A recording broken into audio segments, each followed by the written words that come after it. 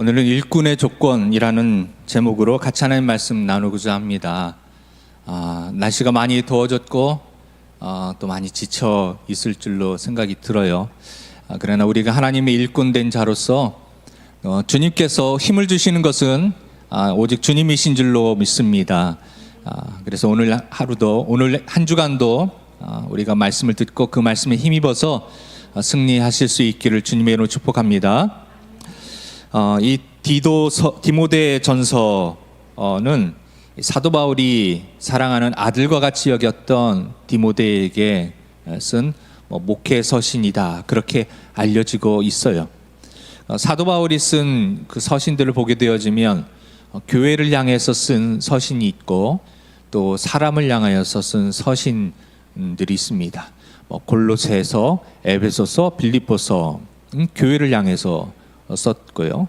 디모데 전후서, 빌레몬서, 디도서, 이것은 사람을 향하여서, 개인을 향하여서 썼습니다. 물론 개인을 향하여서 썼지만은 또 교회를 향하여서도 또 쓴 것으로 이렇게 볼 수도 있어요.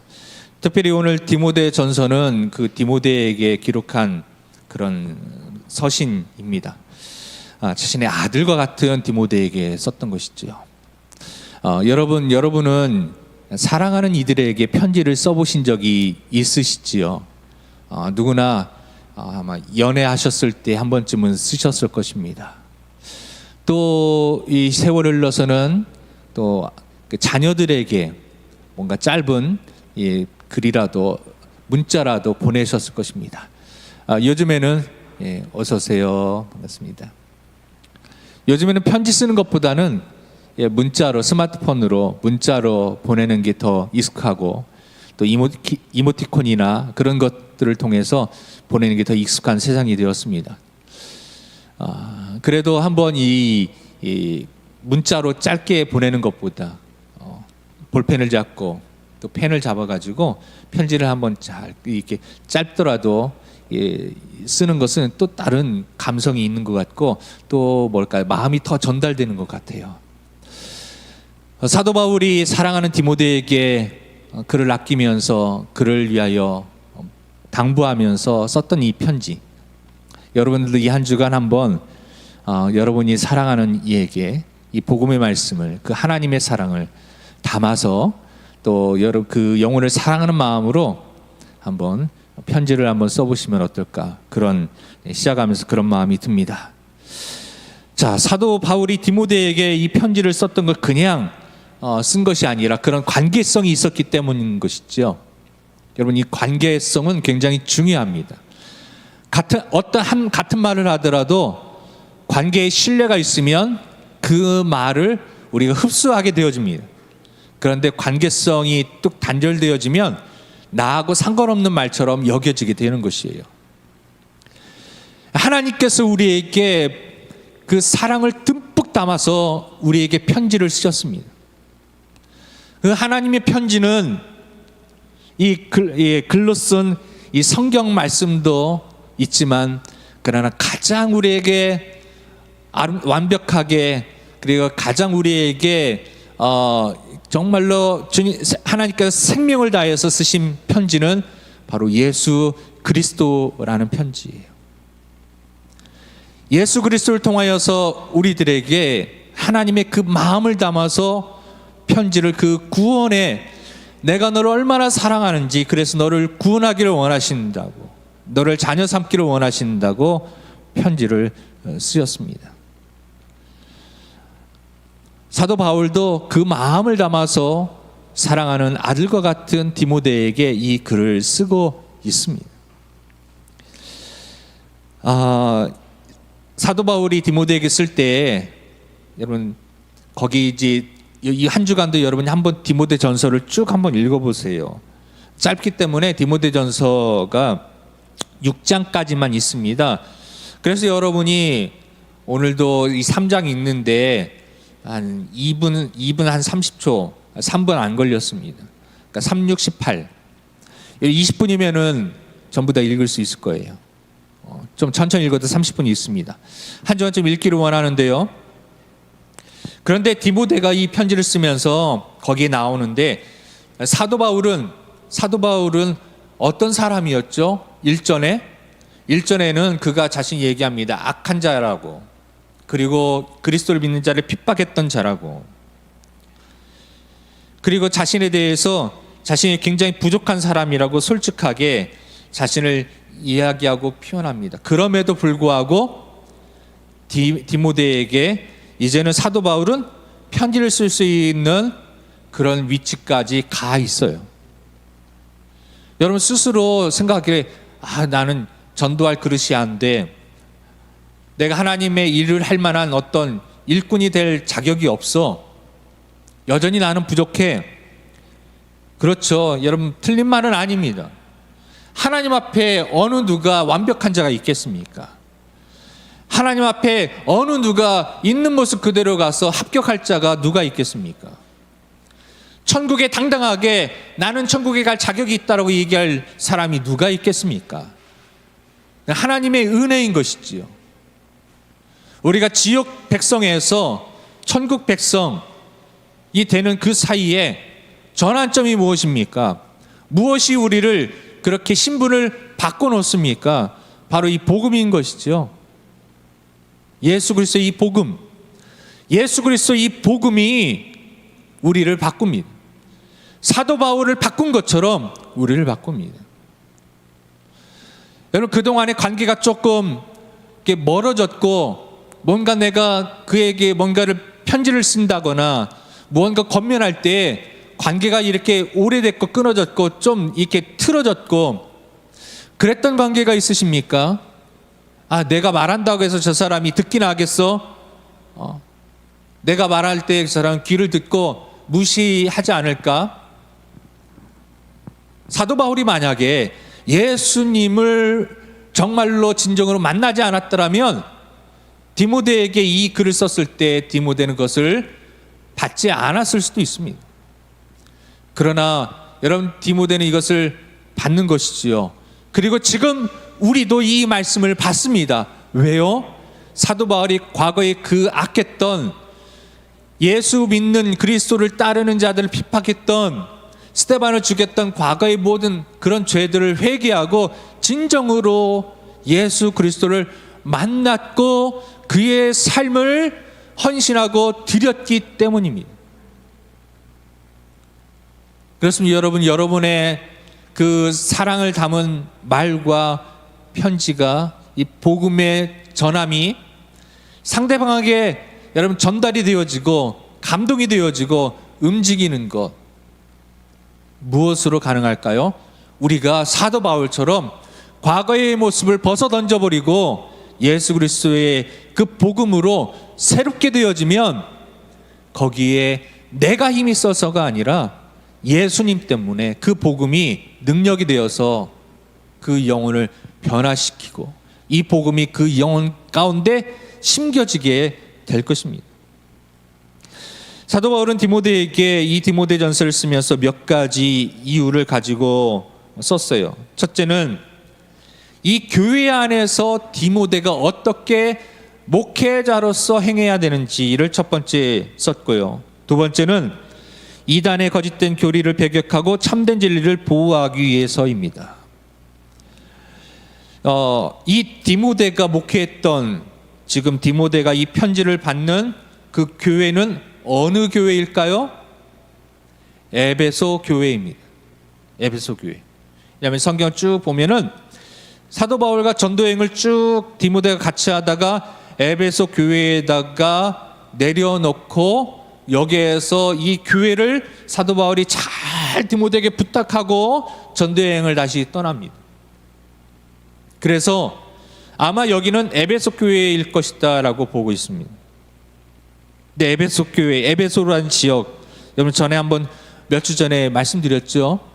거기에서 생각나는 그 온갖 우상들 중에 생각나는 그 조각상이 있었죠. 무엇이었습니까? 그 여신의 이름이 뭐였죠? 아데미 여신이라고 있어요. 기억나십니까? 막 가슴이 20몇 개 달려있는 그 여신. 풍요의 상징이다.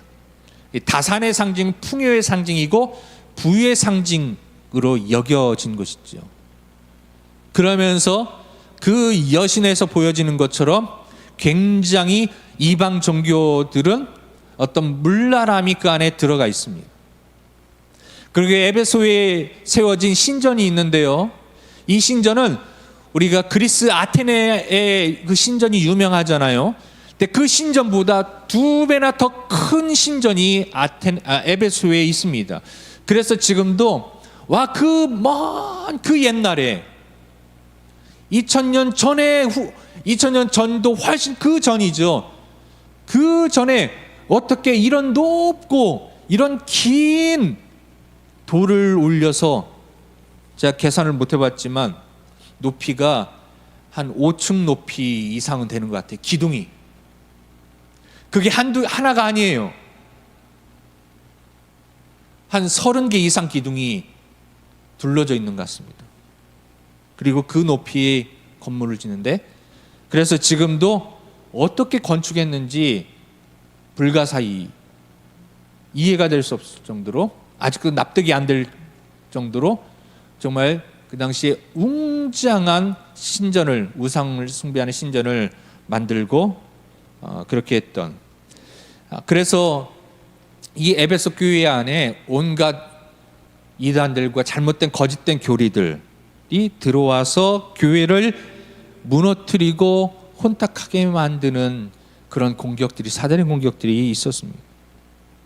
또 하나, 세 번째는 방금 드렸던 말씀과 연관된 것이죠. 에베소 교회에 온 성도들이 하늘에서 뚝 떨어진 성도들이 아니지 않습니까? 예루살렘에서 비행기 타고 온 성도들이 아니지 않습니까? 물론 몇 사람도 있겠지만 거의 대부분은 에베소 주민들이 교회로 들어오게 되어집니다. 그러면 그들은 평생 교회 오기 전까지 어떤 그 종교적인 영향 아래 있었습니까? 바로 우상의 그 아데미 여신과 그 신전의 그 영향 아래 그들은 태어나면서부터 엄마 뱃속에서 계속 듣고 그 행위를 하고 종교 행위를 하고 그렇게 자라왔어요. 근데 교회에 딱 들어온 순간 하루아침에 그 끊어지는 게 아니잖아요. 우리도 신앙생활 할 때, 여러분은 오래 신앙생활을 했기 때문에 어느 정도 이제 어떤 기독교라고 하는 그런 문화에 이렇게 좀 잘 젖어져 있지만, 다른 종교에 있던 사람들이 오게 되어지면 굉장히 어색하고 그 생각들을 버리기가 어렵습니다. 여전히 옛 그런 습관을 버리지 못하는 경우가 많이 있습니다. 신년이 되면 운수를 보러 간다든지, 오늘의 운세, 사주팔자, 또 자녀들이 결혼한다고 하면 궁합을 보러 간다든지, 우리나라 풍습이야라고 얘기하지만 그 풍습 안에 우상의 이 악한 영들의 역사함이 그 안에 있습니다. 분별할 줄 알아야 됩니다. 그런 것들은 예수 이름으로, 그런 것들은 이제 끊어버려야 되는 것이지요. 옛생활, 옛사랑이 왔으면 끊어버려야 돼요. 새로운 사람이 되어야 됩니다. 그리고 과정한 업무로 지쳐있는, 낙심하고 있는 디모데를 격려하기 위해서 해야 됩니다. 여러분, 주변의 사람들 중에 이 무더운 여름철에 지쳐있는 영혼들이 혹시 있는가 보시면 시원한 음료수라도 하나 주면서 힘내시라고 이 한 주간도 한번 서로 격려하는 그런 한 주간이 되었으면 좋겠어요. 그래서 이 디모데 전설의 쭉 전체를 보면은 가르치라, 디모데에게 사도 바울은 바른 교훈을 가르치라. 그리고 그 바른 교훈을 가르치는 데 중요한 핵심이 무엇이냐 하면 기도와, 그리고 직분자로서 온전한 직분자가 어떤 사람인지를 분명하게 가르치라라고 얘기합니다. 그리고 경건의 비밀을 가르치라. 바로 예수 그리스도의 이 복음인 것이죠. 진리를 가르치라는 것입니다. 성도를 그리고 바르게 대하라. 믿음에 사는 싸움을 싸우라. 이렇게 얘기합니다. 얼마 전에 제가 아는 분을 만나게 되었는데 같이 식사를 하면서 그 자녀가 같이 나왔어요. 근데 그 자녀와 저하고 또 상대방하고 그 자녀하고 한 명하고 같이 식사를 하는데 그 자녀가 뭐 궁금증이 있었나 봐요. 그러면서 어떤 궁금증이 있느냐 저한테 물어봐요. 목사님, 안식일 교회가 이단인가요? 아닌가요? 이렇게 물어보는 거예요. 요즘에 어떤 이단에 대한 궁금증이 막 이렇게 있나 봐요. 그러면서 거기 안식일이 어떤 건가 알아보고 싶다고 그런 이제 이야기를 하는 겁니다. 여러분, 그럴 때 어떻게 해야 될까요? 우리가 믿음을 지키기 위해서, 예수를 더 잘 알기 위해서, 바른 교훈 진리 가운데 있기 위해서 우리가 택해야 될 좋은 믿음의 교육의 방법은, 첫째는 이단들이 뭔가를 잘 알아서 피해 다닌다. 둘째, 정말 진리가 무엇인지, 진짜 예수님이 어떤 분이신지, 진짜 하나님의 은혜가 무엇인지, 이 성경의 말씀이 어떤 말씀인지를, 오직 예수 그리스도를, 이 복음을 정말 철저히 연구한다. 어떤 것이 더 정답일까요? 두 번째입니다. 이단이 뭐 100개이고 1000개이고 소용없어요. 오직 한 가지, 복음, 진리, 이것만 여러분이 잘 아시면, 진짜가 무엇인지만 잘 알면, 어떤 교묘하게 가면을 쓰고 뭐 이렇게 꾸미고 이단이 거짓이 들어와도 진리가 이것이기 때문에 거짓을 알 수가 있는 것입니다.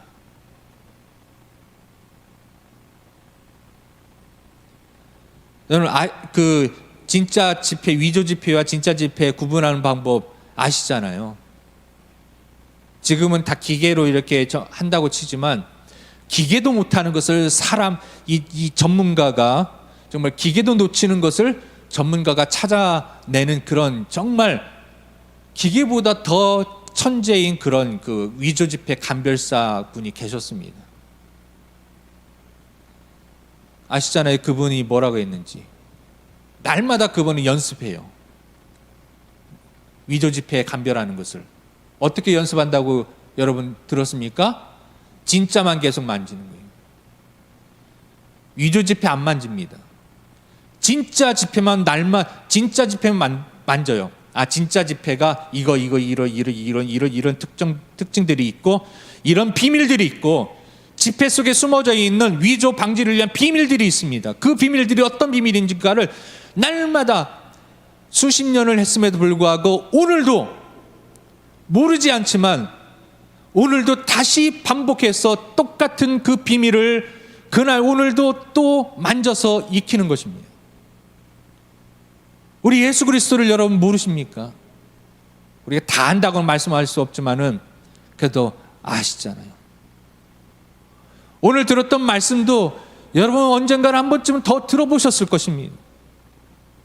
똑같은 말씀, 똑같은 내용, 날마다 어디 가든지 오직 예수, 오직 말씀, 오직 기도, 사실은 똑같은 것이에요. 매일 여러분 그 안에서 포인트 뽑아내라 하면은 예수 그리스도, 그리고 말씀과 기도 생활 잘해라, 이겁니다.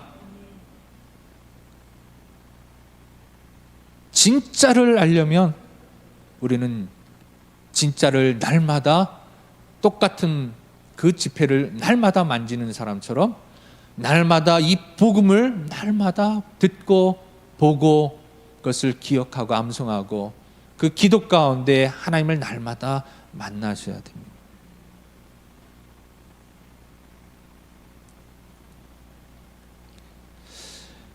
그런데 에베소 교인들이 헷갈리는 것이에요. 이게 복음을 들었기는 했는데 이 복음만으로는 부족한 것 같은 느낌이 든 것이죠. 전에는 막 사람들이 막 흥분하고 막 환호하고 하는 뭔가 웅장한 신전이 있었는데, 여러분, 제가 이제 모교회가 제가 주일학교 다녔을 때 4, 5, 6학년 그러니까 초등부죠. 초등부. 그러니까 100명이 조금 더 모였었고요. 중등부, 중학교 1, 2, 3학년 100명이 모였었고, 고등부도 1, 2, 3학년 100명 모였었고, 어른들은 한 7, 800명 정도 모였던 그런 교회였습니다. 그러니까 유치부가 한 50명, 유년부가 100명, 그럼 전부 몇 명 정도 되나요? 셋, 넷, 400에다가 800, 1200명 정도 출석하는 교회에 다녔고요. 그리고 부교육자로도 1000명 넘는 교회에서 부교육자도 했었어요.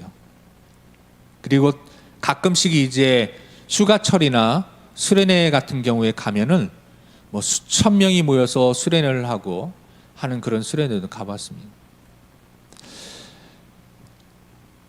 그런데 여러분, 큰 교회 수천 명 모이는 큰 교회에 다니던 성도들이 정말 조그만 개척교회 와가지고 한 5명 앉아있는 그런 교회에 딱 와서, 지난주까지는 1000명 2000명, 3000명 있던 교회에서 오늘 이사를 왔는데 집 앞에 왔는데 교회가 삼각교회에다가 5명 앉아있다. 그러면 느낌이 어떨까요? 그냥 좀 어색할 것 같아요. 왠지 이렇게 예배드려도 예배 드린 건가? 막 전자악기도 뭐 드럼도 있고 기타도 있고 찬양대가 막 전에 때 찬양대가 쭉 서가지고 막 성가대도 몇십 명 있고 뭐 100명씩 성가대가 우렁차게 찬양하고, 싱어들이 막 정말 목소리 좋은 싱어들이 찬양하고, 온갖 악기들이 막 오케스트라가 하고 있고, 조명이 있고, 때로는 특별한 순서 같은 경우에는, 절기 같은 경우에는 막 연극도 막 하고, 누릴 것이 많고 경험할 게 많고 한데, 작은 교회에 오면은 뭐 그런 게 없잖아요.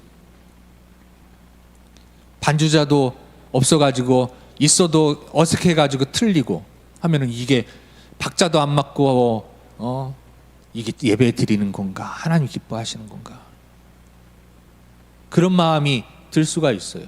근데 여러분, 이 에베소 교인들이요, 그 처음에 말한 것처럼 정말 불가사의한 기둥 하나의 높이가 5층보다 더 높아 보이는데, 그 높이의 기둥을 수십 개를 둘러온 그런 웅장한 신전에서 수많은 그 에베소에 있는 그 수많은 사람들이 거기에 올라와 가지고 우상에게, 이 성경에 보니까 막 우상의 사자들이 막 자기 옷을 찢고 피를 흘리고 막 고함을 지르고 막 사람들은 환호를 지르고, 이런 거대한 어떤 퍼포먼스가 보여지는 그런 웅장한 그런 우상 예배를, 제사를 드리다가 지금 에베소 교회에 왔잖아요.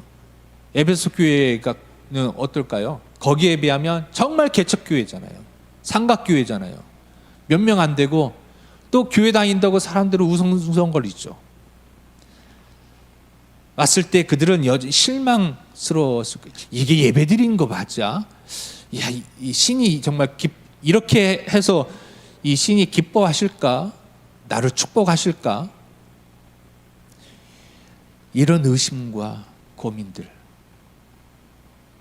거짓된 그런 메시지, 여전히 오직 하나님만으로 만족하지 못하고 십자가 복음만으로 나아가지 못하는, 그래서 문어발식으로 보험을 들듯이 여전히 그 우상 숭배하는 것도 끊지 못하고 있는 그런 사람들. 그래서 그런 사람들이 디모데를 보면서 목회자로 인정하지 않고 있어요. 왜냐? 일단 나이가 어려요. 나이가 어려요. 그리고 디모데도 성경에 보니까 몸이 좀 연약했던 것 같습니다. 아니, 목회자라고 여기 섰는데 나이도 어리지, 또 몸도 좀 부실하지. 그들이 믿을 만한 어떤 영웅같이 보이지가 않는 거예요. 앞에서 카리스마 있게 막 외치면서 나를 따르라 그래야 되는데 디모데는 조용한 것 같아요.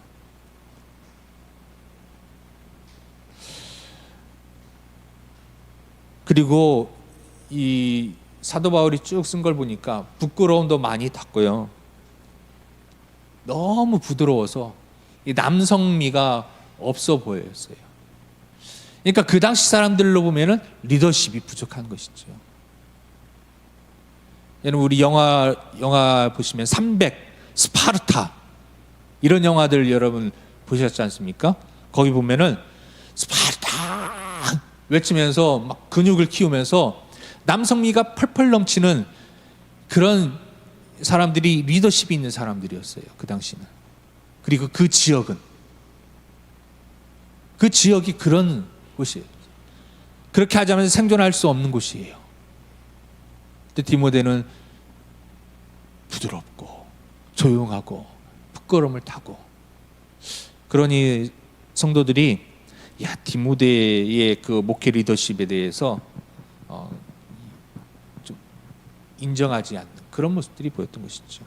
그래서 디모데가 굉장히 지금 말하면 목회적인 스트레스를 받고 있었을 때 그 이야기를 전해드린 사도 바울이 디모데에게, 디모데야 힘들지만 복음 위에서 성도들을 진리 가운데 바른 교훈으로 잘 가르치고 믿음의 선한 싸움을 끝까지 잘 싸우기를 바란다. 이렇게 편지를 쓰고 있는 것입니다. 그러면서 오늘 말씀의 요점을 정리하면 일꾼을 세워라. 같이 동역해라. 일꾼을 세워라. 일꾼의 조건을 잠깐 말씀드리고 기도하려고 합니다. 첫째, 일꾼은 정중해야 된다. 예의가 있어야 된다. 그 다음에 일구이연 해서는 안 된다. 앞에서는 좋은 말 했다가 뒤에서는 험담했다가 그래서는 안 된다. 술에 임박해서는 안 된다. 그리고 더러운 이익을 탐해서는 안 된다. 헌금만 많이 하면 다 되는 게 아니라 그것을 얻는, 수익을 얻는 방법도 하나님 보시기에 합당해야 된다는 것이죠. 그래서 일확천금, 대박, 그런 것들을 우리 그리스도인들이 생각해서는 안 됩니다. 그 다음에 깨끗한 양심의 믿음의 비밀을 가진 자라야 된다. 바로 복음을 가진 자야 된다. 그리고 한 아내의 남편이어야 된다. 자녀와 자기 집을 잘 다스려야 돼야 된다. 이것은 윤리적인 그런 도덕적인 그런 부분들을 말하는 것입니다. 그러니까 그 당시 문화와 에서 단절해야 된다. 그런 것이죠. 또 여자들에게도 얘기합니다. 정숙해야 된다. 모함하지 말아야 된다. 그러니까 말로 이간질하거나 수근거려서는 안 된다. 그리고 모든 일에 충성해야 된다라고 했습니다. 그런 사람을 직분자로 세워라. 직분을 맡겨라라고 했습니다. 사랑하는 여러분, 이 시대에 하나님도 우리를 일꾼으로 부르십니다. 세상은 정말 온갖 우상과 세상의 학문으로 커다란 절벽과 같은 것이 우리를 가로막고 있는 것처럼 보입니다. 에베소를 꽉 붙잡고 있었던 그런 우상의 그런 사상들이 그들을 붙잡고 있었던 것처럼, 그럴 때 우리는 하나님 일꾼으로 세워져서 디모데가 에베소 교회를 온전히 세우도록 그렇게 부탁을 받은 것처럼 오늘 하나님께서도 오늘 우리에게 우리를 일꾼으로 세우시기를 원하시며 이 세상 가운데서 이 한빛교회를 하나님 보시기에 온전하고 바른 교회로 세워가시기를 원하고 계십니다.